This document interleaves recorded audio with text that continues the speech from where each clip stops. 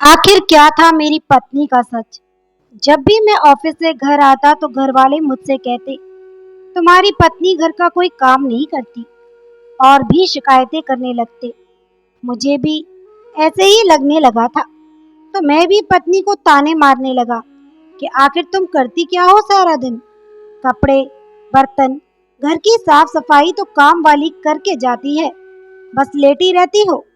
एक दिन रोज रोज की बातों और शिकायतों से परेशान होकर मैंने अपनी पत्नी से 4 महीने का बच्चा छीन लिया और उसे मायके छोड़ाया।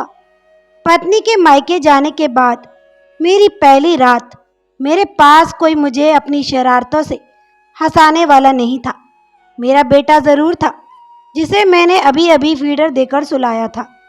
दूध पिलाने से लेकर बच्चे को सुलाने तक मुझे क्या क्या करना पड़ा, मैं उसका विवरण करना चाहता हूँ।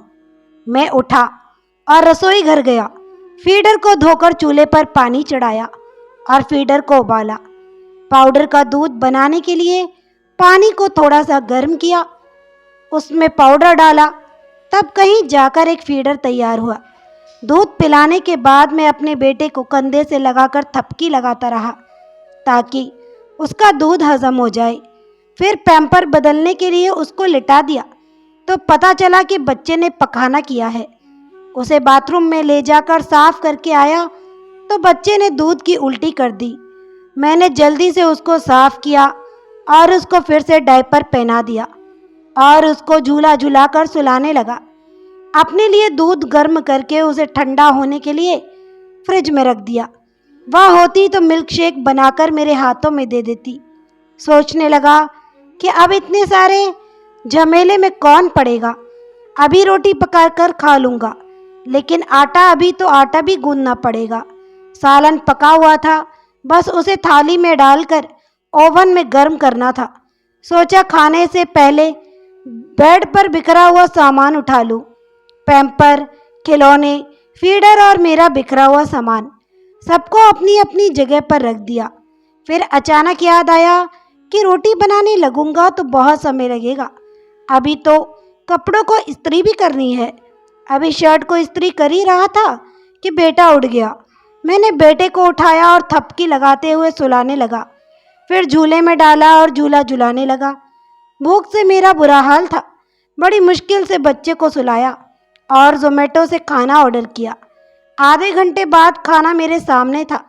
मैंने बड़े बड़े निवालों में खाना खत्म कर दिया, क्योंकि मैं जानता था अगर मेरा बेटा फिर से जाग गया तो मेरा खाना ऐसे ही पड़ा रह जाएगा और फिर से गर्म करने में बहुत समय लगेगा।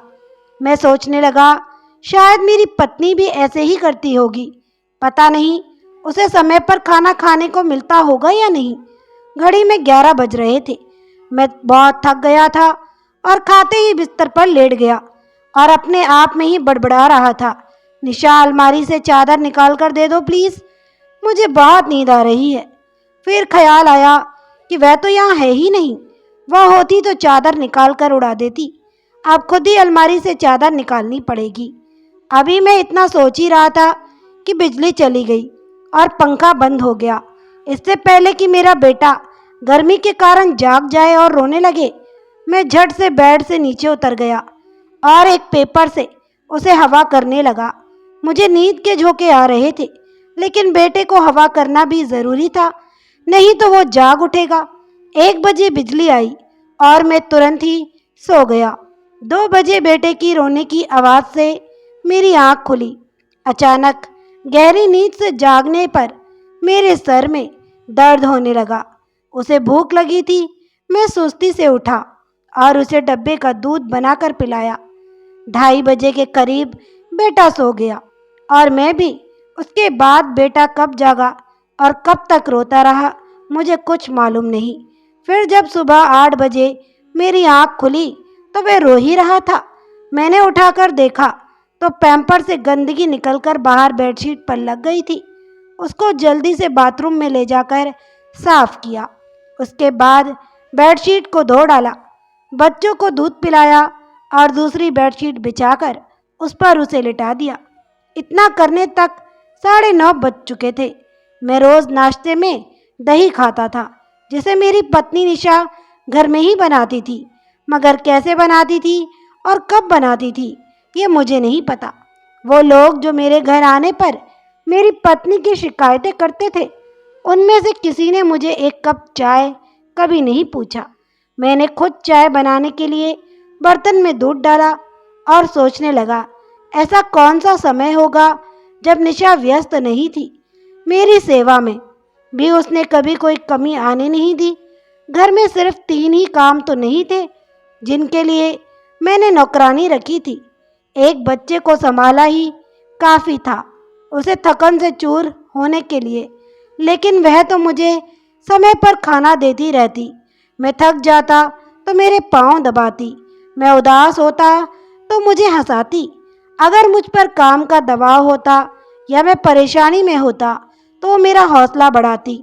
मैं यही सोचता रहा कि दूध उबलकर शेल्फ पर आ चुका था। मैं धीरे धीरे शेल्फ पर कपड़ा लगाने लगा और उन तानों भरे प्रश्नों को सोचने लगा जो मैं निशा से पूछा करता था कि तुम करती क्या हो सारा दिन? तुम्हारा बदन क्यों इतना दर्द करता है? तुमने कौन सा पहाड़ उठाया है जो इतनी थक जाती हो? मेरे ताने सुनकर वह करवट लेती और शायद आंसू बहाती, पर मैं जालिम इंसान, उसकी कभी मैंने परवाह नहीं की। और फिर थोड़ी देर बाद खुद ही करवट बदलकर मुस्कुराकर मेरा चेहरा अपनी और करती और मुझसे कहती, आई लव यू। तो मैं भी मुस्कुरा देता था और बहुत जिद करने लगती कि तुम भी मुझे आई लव यू टू कहो ना। मुझे निशा की प्यारी प्यारी शरारतें याद आने लगी। सुबह के 10 बज गए थे और नींद पूरी न होने के कारण मैंने ऑफिस से छुट्टी ले ली थी और वह सब लोग अपने अपने कमरों में बैठे थे जो मुझे कल ही कह रहे थे कि तुम्हारी पत्नी घर का कोई काम नहीं करती। चाय नाश्ता पूछना तो दूर की बात, और मैं भी किन की बातों में आकर अपनी प्यारी पत्नी को अपने से दूर कर दिया था। मैं सोचने लगा कि अगर पति पत्नी में कोई गलतफहमी हो जाए या कोई झगड़ा हो जाए तो उन्हें खुद को ही सुलझाना चाहिए, ना कि किसी और को बात सुननी चाहिए। मैंने अपने बच्चे को गाड़ी में डाला और गाड़ी उन रास्तों पर दौड़ाई जो रास्ते मुझे हमेशा के लिए मेरी निशा के साथ जोड़ने वाले थे। वहां पहुंचकर मैंने दोनों हाथ जोड़कर निशा से माफ़ी मांगी। ओ मेरी निशा, तुम इतनी अच्छी कैसे हो सकती हो?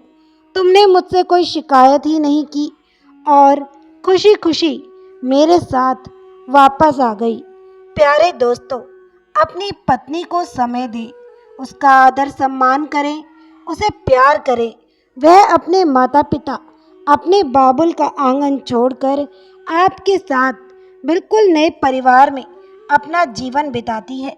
वह आपसे बिना वेतन लिए आपकी और आपके माता पिता की सेवा करती है, बिना लालच के आपका और आपके बच्चों का और अन्य परिवार वालों का ख्याल रखती है।